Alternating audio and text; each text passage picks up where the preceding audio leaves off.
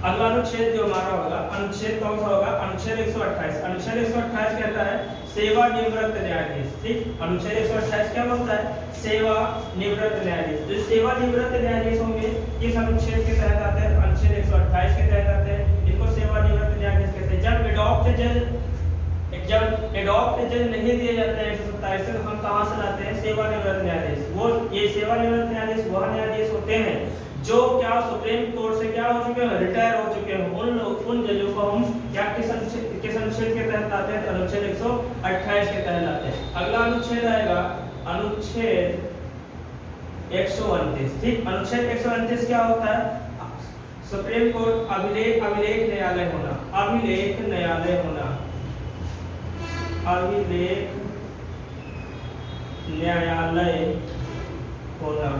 ठीक, अभिलेख न्यायालय का मतलब ये है कि अगर कोई फैसला सुप्रीम कोर्ट में चल रहा था, मतलब कोई मामला क्या हो रहा था? सुप्रीम कोर्ट में चल रहा था, उस कंडीशन में क्या हुआ कि वो मामला क्या हो गया? फाइनल हो गया। मान लिया कि कोई केस था जिसमें आईपीसी 302, ठीक, 307, 302, 307, 311 इस प्रकार की आईपीसी लगी हुई थी और यह केस कहाँ चल रहा था? सुप्रीम कोर्ट में चल रहा था। ये केस काम साल हो गया, सुप्रीम कोर्ट ने इसको सॉल्व कर दिया। 3 या 4 साल में क्या होगा? फाइनल होगा।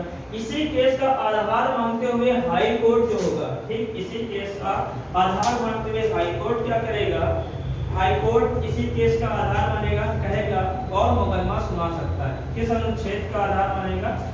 ठीक, कंडीशन कौन सी होगी? कोई मामला चल रहा था सुप्रीम कोर्ट में, ये आईपीसी लगी हुई थी, इसी का आधार मानते हुए हाई कोर्ट जो होगा वो क्या करेगा? फैसला सुना सकता है। फैसला सुना सकता है। ठीक, अनुच्छेद कितना? 129 सुप्रीम कोर्ट अभिलेख न्यायालय होगा। अगला देखो अनुच्छेद 130 सुप्रीम कोर्ट का स्थान। ठीक, अनुच्छेद 130 क्या कहता है? सुप्रीम कोर्ट का स्थान। अनुच्छेद 130 कहता है सुप्रीम कोर्ट का स्थान। अगला देखो, अगले क्वेश्चन पूछे जाते हैं। अब ये क्वेश्चन पूछा जाता है क्या सुप्रीम कोर्ट में जजों की संख्या को कौन वृद्धि कर सकता है? ठीक, क्वेश्चन ये है सुप्रीम कोर्ट में जजों की संख्या में वृद्धि करने का अधिकार किसके पास है? ये क्वेश्चन पूछा जा चुका है, ये अभी आया हुआ क्वेश्चन है यूपीपीसीएस में। ठीक है, तो इसमें ऑप्शन था संसद, राष्ट्रपति, प्रधानमंत्री या नन ऑफ दीज। तो क्या लगाएंगे? संसद। ठीक, सुप्रीम कोर्ट में जजों की संख्या में वृद्धि करने का अधिकार किसके पास है? तो संसद के पास है।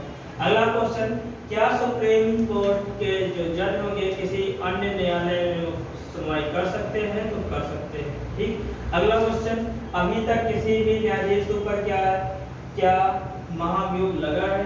नहीं लगा है। ठीक, अगला क्वेश्चन, क्या सुप्रीम कोर्ट जैसे है अब उसके सुप्रीम कोर्ट के ऊपर जज, सुप्रीम कोर्ट के जज के ऊपर अगर महाभियोग लगाना है तो क्या होगा?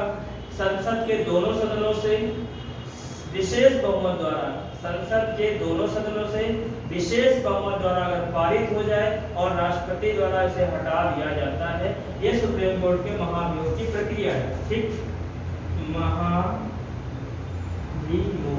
ठीक, सुप्रीम कोर्ट के ऊपर, सुप्रीम कोर्ट के जज के ऊपर अगर क्या करना, महाभियोग लगाना है तो संसद के दोनों सदनों द्वारा विशेष बहुमत द्वारा महाभियोग लाया जाता है और उसे क्या कर दिया जाता है?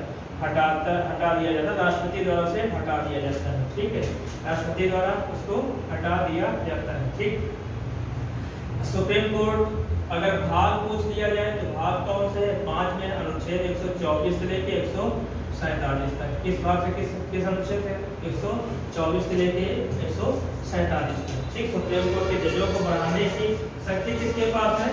तो बढ़ाने की शक्ति संसद के पास है। बढ़ाने की शक्ति